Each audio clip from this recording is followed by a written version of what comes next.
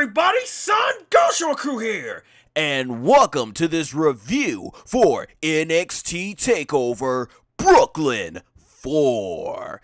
You know, when it comes to these NXT shows, you hear a lot of fans say it, these TakeOver shows are either going to be decent to good to great. But you never hear any fans talking about they're a bad show. 21 NXT TakeOver shows we've had so far, and honestly, they've all been, at the very least, decent, but never bad. And this is definitely, I think, among one of the great ones. So let's go ahead and get started here. But first, make sure to hit that subscribe button, followed by hitting the notification bell, so that way you are notified as soon as my content is released. Now, I'm going to be coming from the perspective of someone who watches pretty much TakeOver to TakeOver. I rarely do watch the NXT shows week to week. The only thing I've seen recently, not TakeOver, I even missed the UK special, and that was the Tommaso Ciampa versus Aleister Black, NXT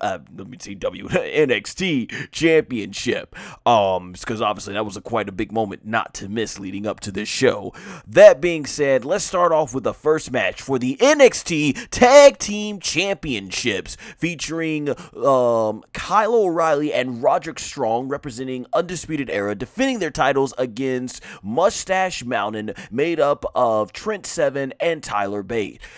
This match was good, hard-hitting. You had a lot of great submission. You had Undisputed Era really working over the knees a lot. Something that really stood out to me in this match was Tyler Bate. You know, you hear sometimes there are people who say that, you know, the smaller guys don't look believable, but if you believe in the saying, seeing is believing, the amount of strength that Tyler Bate was able to show in this match, and I'm pretty sure he shows it in all his matches, is incredible. You know, it just really goes to show you, you know, if you can perform and you've got the strength to pull it off, hey, there you go. He might be in the land of the giants, but the guy's got tremendous strength. I mean, at one point, he has both Kyle O'Reilly and Roderick Strong, and he's doing the spin with them while he's got one on top of his back. Incredible. There's even another part in this match where I forget who had who in the submission. I'm trying to think, who was it? Someone was in Trent Seven was in a Boston Crab. I forget who put him, because I'm just going off my initial thoughts, but either way, Tyler Bate, he ends up taking, yeah, I think it was he had Kyle O'Reilly, who basically he picked Kyle O'Reilly up and who had him in the submission. And he goes ahead and power bombs him right into Roderick Strong, and to break up the submission. It was incredible. Yeah, like I said, though, you had a lot of really good, hard hitting, back and forth action. But in the end, it was right when it looked like oh yeah, you know, before I go, a big part that played in their match, because like I said, I didn't see the UK match, but the towel was a big part that I believe ended the last match in the UK, where Trent threw in the towel. Well, he's about to throw in the towel again in this match, but what he does instead, while the crowd's chanting, "No, no, no," he throws it into the audience and stays in to fight. And what ends up happening in the end, when Mustache Mountain nearly has the match won, the Undisputed Era is able to take one of them out and hit their finisher and get the pinfall. Sorry, once again, I don't know the name of the finisher. I don't keep up with it week to week, as I said it, but definitely go out. It's a really great, fun opener. Both the crowd seemed to be very split, which is something that was definitely different the last time I was at TakeOver. I was there at TakeOver Chicago, and everyone was for the Undisputed Era for the most part in that crowd. So you had the heels getting cheered even when they did something dastardly, and you had the baby faces getting booed. So here, it was a much more mixed reaction. Now, of course, in the end, O'Reilly and Strong were met by their next challenger, the War Raiders, and they came in and man, they did this one move. I forget who they threw in the air, but they throw was it Roderick Strong, I think, got thrown in the air, and then the other one grabs them and then does the power slam. Man, good stuff here. It was really cool to see. So yeah, these tag team matches are very great to look at. Great fun action. Definitely a lot better than what's going on the main roster right now, if you were to ask me, with the tag team division. So it's good to see the tag team championships being treated with great prestige here in NXT. That being said, let's move on to the next match. EC3 versus Velveteen Dream. So, this is interesting. Like I said, having been someone who doesn't follow week to week, it looks like they turned EC3 babyface and kept Velveteen Dream heel. So yeah, this match, I like the opening video package they did. It was really unique. You know, they put these guys in front of the green screen, it seems, and added in a lot of cool visual effects and everything. It was just a nice visual, a nice different visual demonstration of everything that led to the match. So I really like the way they put together and everything, the whole video package. Also, I want to make note here of the tights that Velveteen Dream was wearing. You know, he's always very charismatic, but and he always, you know, has these specialized tights and everything. But on the back side of his tights, it literally says, "Call me up, Vince." And Morrow even made note of this on commentary. So, you know, I like the cleverness. Like I said, I've been a fan of Patrick Clark since he was in Tough Enough, and it's good to see how far he is coming along as the Velveteen Dream. So yeah, this was going to be pretty, you know, much a big high-profile match for Velveteen Dream, and for the most part, EC3 in the first part of the match dominated Velveteen Dream. You know, everything Velveteen Dream kept throwing at EC3, he kept countering. But then the match takes a turn when it gets to the outside ramp, and he does a twisting or tornado DDT to EC3 on the steel, and then from this point, Velveteen Dream is now in the match. He's now dominating the match over EC3, so I really like the whole storytelling. So the middle of this match, it's pretty much dominating, and then towards the end is where it starts to get back to being a little bit more evenly fought. But here's what happens. In the end, the big deciding factor is Velveteen Dream ends up landing the Dead Valley Driver on the edge of the ring. And interesting enough, I don't think the commentators mentioned, as they often do, that that was the hardest part of the ring. So that was interesting. I really enjoyed the commentary here, man. But you know, another thing too, they kept chanting "Mamma Mia" a lot, and I noticed Romero Renaro, if I said his name correctly, if I pronounced it wrong, sorry about that, but yeah, he didn't even mention it on commentary, so I just thought, you know, he didn't, you know, even take a time to say, hey, they're chanting my catchphrase, you know, so always very professional. I thought it was really cool, and they really called the action. That's what I really liked. But yeah, after EC3 gets hit with the Death Valley Driver on the edge, Velveteen Dream then does his signature finishing elbow from the top of the rope to the outside on the edge, pushes EC3 in, and gets the 1-2-3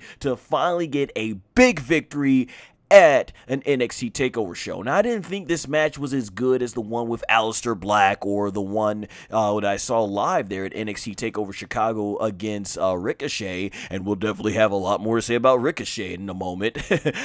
Is that it didn't, I don't think it was up to par with those matches, but this was still a good, decent match. Like, remember what I said at the beginning of this review, even if something's not all that good on these NXT shows, it's going, and I'm not saying this match wasn't any good, it's just that it was good, not a bad show, bad match. So I definitely enjoyed this match. It's great to see EC3 once again in WWE. I really enjoyed his work in TNA, now it's known as Impact Wrestling. So that was really good. We'll have to see what is next for EC3, but I am glad Dream got a big win, and let's see where they go from here, because from what I've been hearing is that they haven't done too much with EC3 on the NXT shows weekly. Plus, want to make a note here that former UFC fighter turned from MMA fighter to professional wrestler Matt Riddle has made his debut here in NXT, as we saw, so I'm looking forward to seeing what they do with him in NXT moving forward. And therefore, we'll move on to our next match, the NXT North American Championship match, as Adam Cole defends, Adam Cole, baby, goes ahead and defends the North American Championship, which I believe is the first time, from what I'm gathering from the video package, is the first time since he actually won it during the WrestleMania weekend. So yeah, it shows you how much I've been keeping up with this, as mentioned before, against Ricochet. Now I think a lot of people might say this was probably the match of the night, and I can't blame them. Oh man, this was a good solid 20 minutes of great action. So basically the story of this match is Adam Cole tries to basically out wrestle and keep Ricochet, you know, away from doing his high aerial stunt, his not stunts, high aerial, obviously wrestling, yeah, but high aerial offense in terms of the match.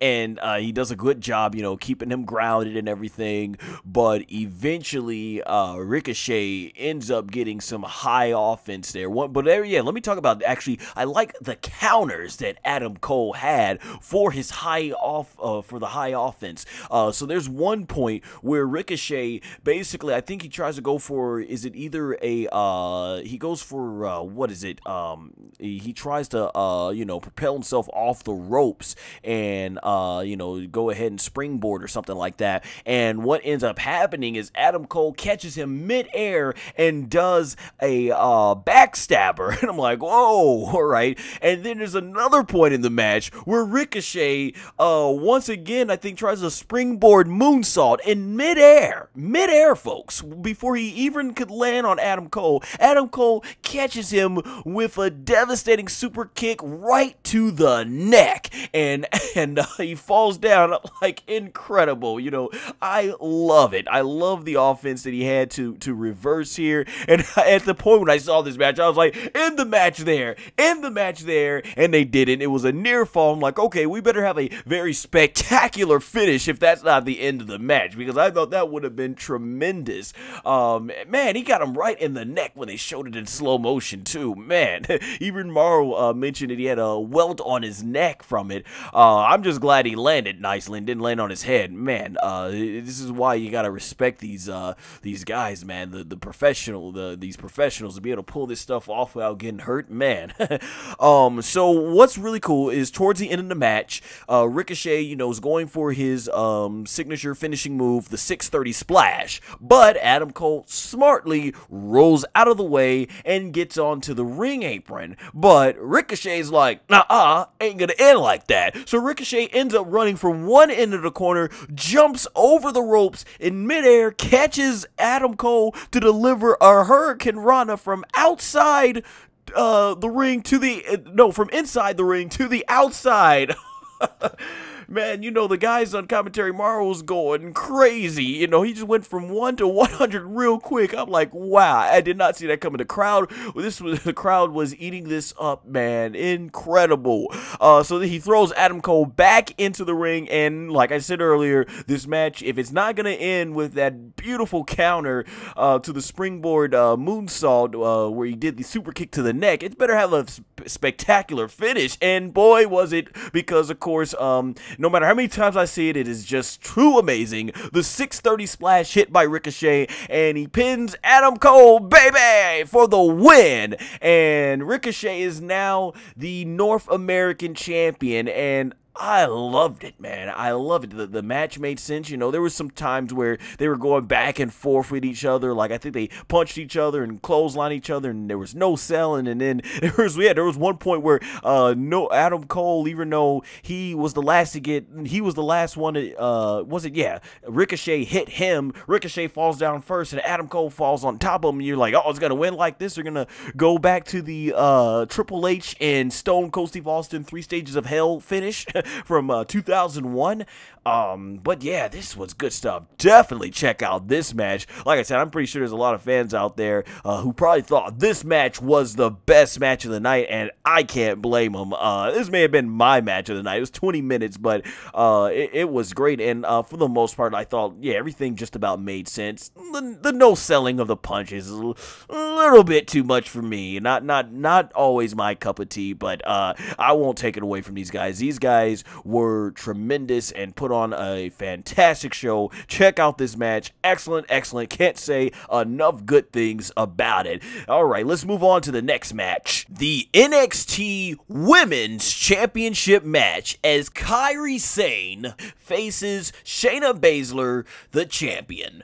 Alright, so this, obviously the story here was their first match, which I did watch, part of the 2017 Mae Young Classic, where Kairi was able to defeat Shayna, and then apparently, I missed the television match, which is their second match, and that's where Baszler won, which set her on course, of course, to become the NXT Women's Champion, and since then, Shayna's been very dominant. I've really enjoyed, Shayna Baszler's match. I think she's been killing it, just from the clips that I've seen, and Kairi Sane, you know, getting back here into the, I guess you could say, women's main event picture here in NXT. So the big story in this match, once again, love the video package they showed. The idea here is that Shayna is underestimating Kairi Sane, because Kairi Sane, the story is that Kairi Sane, she won the 2017 Mae Young Classic a year ago, but since then, what has she done? Whereas Shayna Baszler, who ever since then, you know, she came back and defeated Kairi Sane, then went on to win the NXT Women's Championship, and went on a huge dominating reign as champion. So it's like, yeah, you can't beat me now because of what I've become, you know.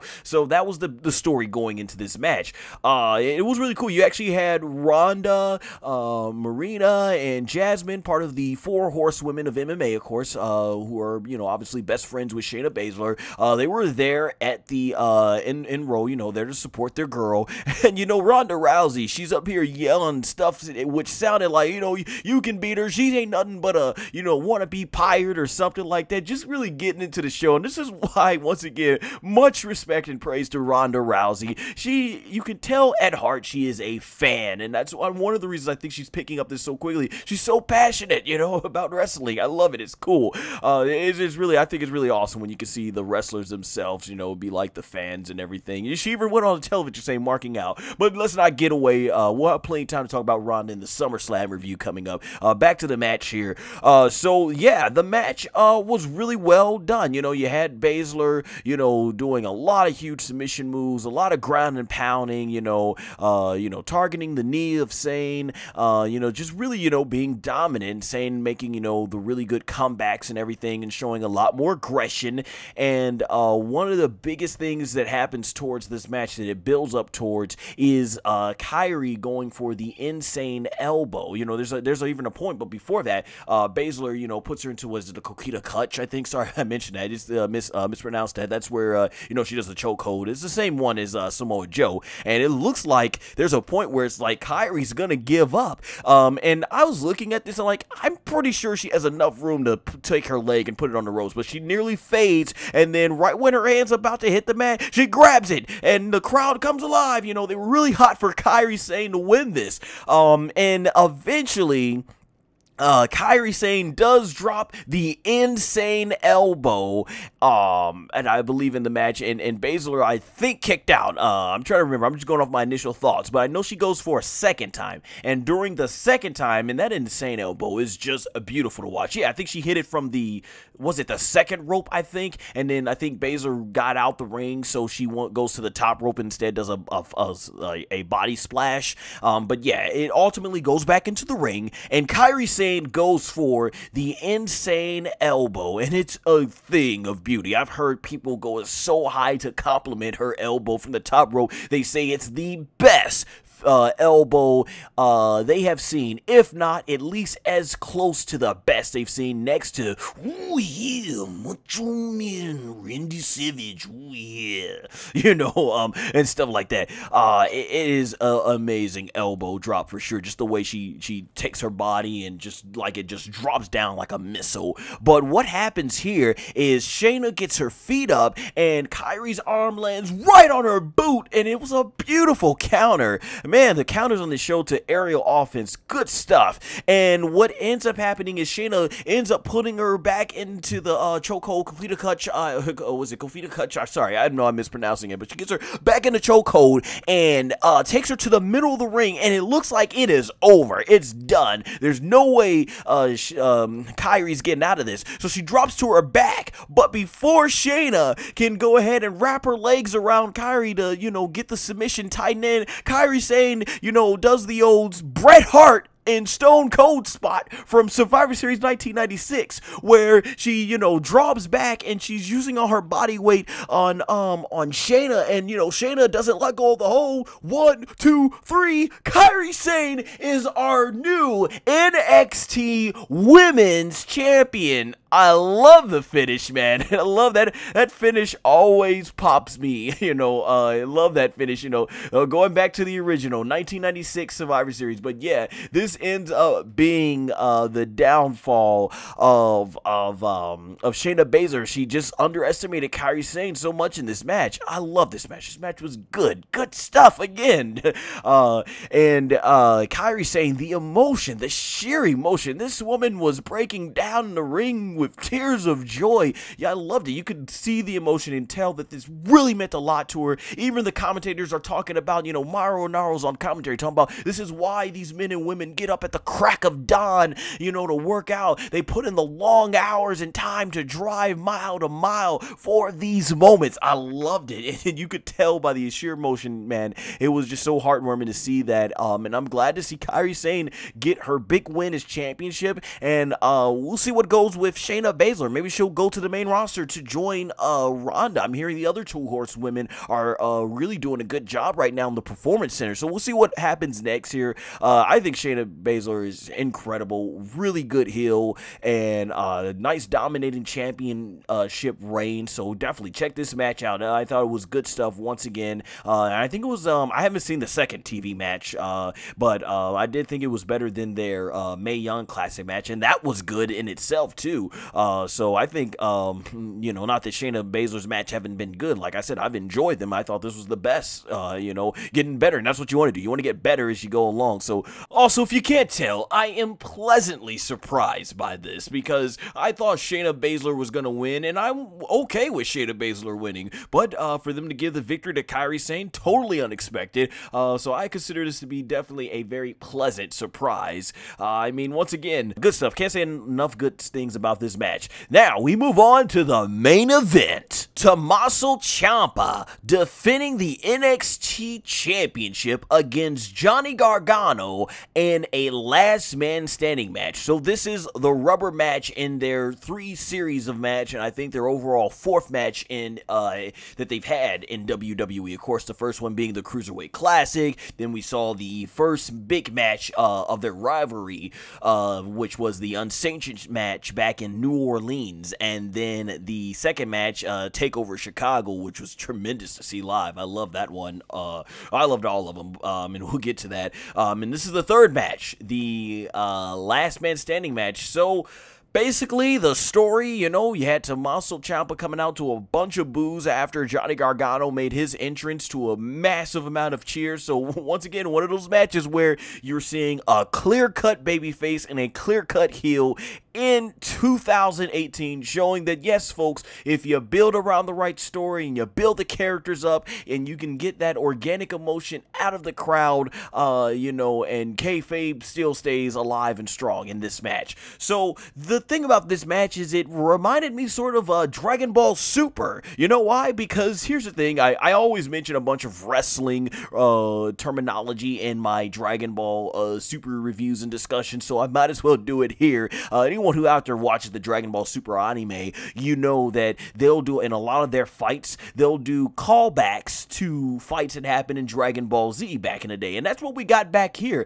There was a lot of callbacks to the previous 2 matches and the moments, both the matches and the moments that led up to this match. So that was really cool. They did a lot of stuff, like the callbacks they had from the second match in Chicago, where they removed the ring and exposed the wooden area, you know, know, you had parts where they brought in the crutch, you know, which was a big, huge factor into the feud. They brought out the handcuffs, you know, so it was just, you know, there's a lot of parts of this match that paid homage to their previous encounters. So a lot of the things, there's a lot of brawling outside the ring. They stayed put into the ring a lot. Yeah, Tommaso Ciampa really doing a lot of work with trying to choke Johnny out, you know, putting him in chokeholds, which is actually pretty smart in a last man standing match. You know, try to incapacitate your opponent long enough to where they can stay down for the 10 count. Of course, by the time he let go, it gave Johnny enough time to recover and get back to his feet. There's times where they double clotheslined each other and got back at the count of one. You had Nigel McGuinness going on crazy on commentary. They got up at one. You know, it was good stuff. You had the commentating was once again top notch. You know, so shout out to all three of them. Put in a good effort, especially Romero Naro, who's fantastic.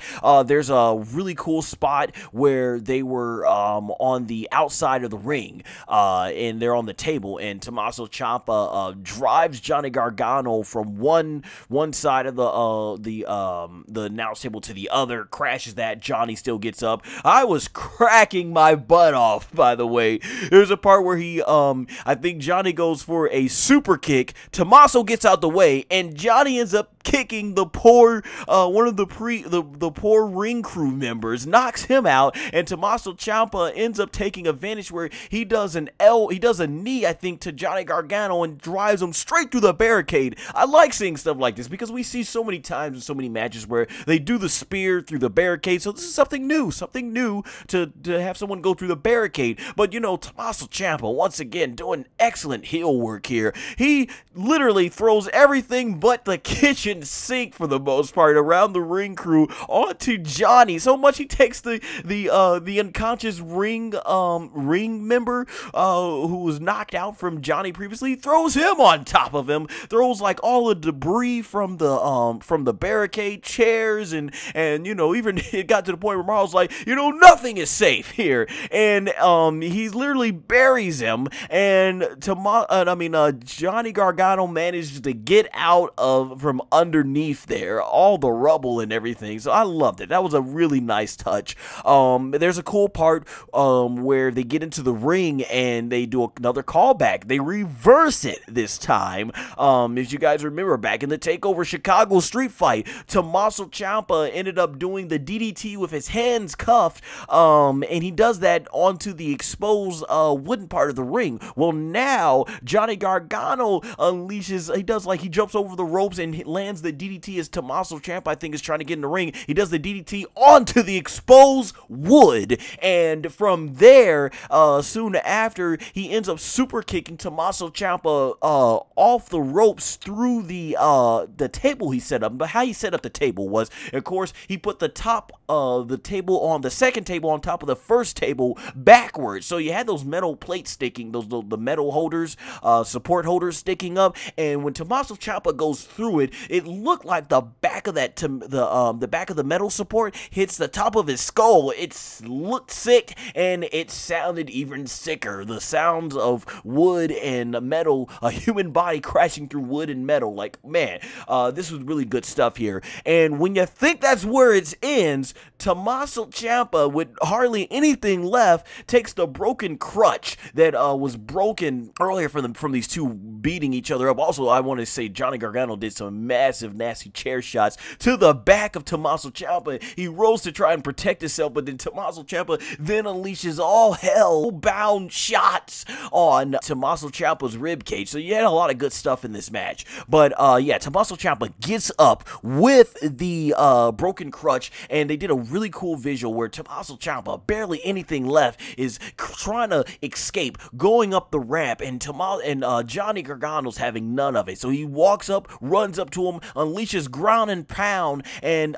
he ends up, as once again I talked about callbacks, he takes Tommaso Ciampa and throws him into the ring stage entrance, just like where it all started back in the original NXT TakeOver Chicago when he turned on him. And then he takes the handcuffs that he already had one in, already handcuffed to Tommaso Ciampa's wrist. So he takes the other part and he handcuffs him to where the LED lights are. And this is the part where it's like, okay, this is obviously going to be the finish. What's going on here? And they've done this, once again, another callback. Every match pretty much with these two have ended shortly before Johnny Gargano, whether in the first one at New Orleans in the unsanctioned match where he's basically, he's contemplating should he finish him with the, I think it was either the crutch or the knee brace, and then in the second one he was contemplating if he should finish him or not when he's standing on that part of the stage area before he realized that Tommaso took off his wedding ring. So here he's got him beat, he's got him handcuffed, and Tommaso Ciampa's saying forgive me. He's begging, like begging for his life at this point, and Johnny Gargano's thinking about what to do, and eventually he takes down his knee brace, his knee pads, and he's got his knee exposed, and he goes for a running knee, right, bam, hits Tommaso Ciampa, but the momentum of the force, it takes him off the stage and also he hits his knee into one of the one of the crates they got over there for the stage. He hits that and then falls off the other part of the stage, and now both men are down. The referee starts counting 1, 2, 3, 4, he's counting basically, and at this point I'm like, are they gonna end this match? Because it was originally, I forgot to mention this earlier, this was originally meant to be a triple threat match, and but it ended up being a last man standing match, so it's like, okay, this is probably gonna be the rubber match, and this is gonna be the ending of their feud. So how are they gonna do this? Are they gonna go ahead and do a fourth match and have this end undecided, or are they gonna have one of them win? So I'm like hoping Johnny Gargano gets the win. So I'm thinking, okay, is he gonna get up? Is he gonna get up? And what ends up happening, it gets to the count of 9. So we're like, okay, they're gonna finish this. Then quickly, Tommaso Ciampa rolls off of the stage. Now remember, Johnny Gargano handcuffed him to the LED light, so that's what's holding him up as he lands on his feet, and the referee goes to 10, and the crowd, the boos start raining in, and I mean organic boos, not that rejected boos that Roman Reigns gets. This is real hatred for the character of how much these fans just do not like Tommaso Ciampa as the heel. You got that organic heel boo, and there you go, ladies and gentlemen. Tommaso Ciampa retains the NXT Championship because it's poetic, almost ironic, or if that's the word. Johnny Gargano is the reason Tommaso Ciampa won the NXT title, and he is also the reason that it looks like Tommaso Ciampa wins the feud, because I thought they were gonna build up to some big spot where he was gonna knee him, and they had the stage gimmick to a place where the LED light was gonna crash down, and Tommaso Ciampa goes after it, and maybe he'll fall off screen onto like a padding or something, and it was going to be this spectacular finish. But no, he pretty much takes himself out trying to take out Tommaso Ciampa, and that's how it ends. There were fans I heard chanting BS. Wow. This ending, when I initially watched it, I'm like, that's how it ends. Not that I'm okay with the heel going over clean. It's just, maybe I would have preferred Tommaso Ciampa gets a more decisive victory as opposed to Johnny Gargano. Like, make it where he laid Johnny Gargano, and by decisive I mean he laid Johnny Gargano out, and Tommaso Ciampa was the victor. But instead, they told the story that it was Johnny Gargano who let his anger get the most of him. He used more momentum than was required to take out Tommaso, and that's why he won. That's why Tommaso won. So this is how it ends. The show goes off with Tommaso leaving. He comes back out, and I guess he leaves again. I don't know if he missed his cue or something, or that he was too early on his cue or something. But when they got him up towards the ramp, Tommaso Ciampa comes out, and this is this great visual of Johnny looking back with Tommaso Ciampa just waving and rubbing in his face that he's the champion, and then it fades to black, and that is what I believe is the conclusion to this feud. To that I say, bravo, because that's a trilogy right there for you. We got 3 big matches back to back on NXT TakeOvers with these guys, and it turned out to be a great feud. I didn't think this match was as good as their New Orleans Unsanctioned match, and nor did I think it was as good as their NXT TakeOver Chicago. Not trying to sound biased here, even though I know I was there, but I did think that was the best of their match. They were brawling all over the place. Here it looked like they did a really good job calling back and a lot of stuff, but I don't know where else they could really go with this. So I don't know. I don't think a fourth match would be necessary unless you're going to have Johnny Gargano win, but I think these two may have maxed out everything they could do in terms of NXT, and I would like to see this revisited on the main roster with proper writing, of course, or booking, the way Triple H and his crew and just everybody involved in putting together this feud has put it together in NXT has been sheer brilliant. Like I said, the finish, I think I would have preferred it come down to Johnny Gargano letting his anger get the best of him, which leads to the reason why Ciampa wins. But it is what it is, and it was a fantastic trilogy. Like I said, if this is properly booked, I would love to see these two men go at it one more time on the main roster on the bigger stage. But we'll see where it goes from here. Maybe Johnny gets called up to the main roster. I would love to see him and Daniel Bryan go at it. Tommaso Ciampa's an incredible heel, so it'll be interesting to see where they go. We got to remember, this was last minute. Yeah, this was last minute because it was supposed to be a triple threat match, so they kind of had to put this all together here at the last minute, honestly, and I thought it was a great conclusion to the trilogy. We'll see where they go from there, but I don't think there's a need to do a fourth match. Even as good as of a rivalry and story this has been, at some point I think we got to take a break from it and move on to new rivalries. That's what I liked about the Kairi Sane and the Shayna Baszler. I love that, they didn't do their 3 matches back to back. You actually let the time build up and before you go right into their matches, and you can look at how both characters have developed leading into the final match. But overall, I don't know if I can exactly say what I thought was the best match of the night. I mean, the main event was so story driven, and it's been almost 2 years plus or so build up, so obviously there's a lot of emotion with that. Ricochet versus Adam Cole was incredible. The women's championship match was great.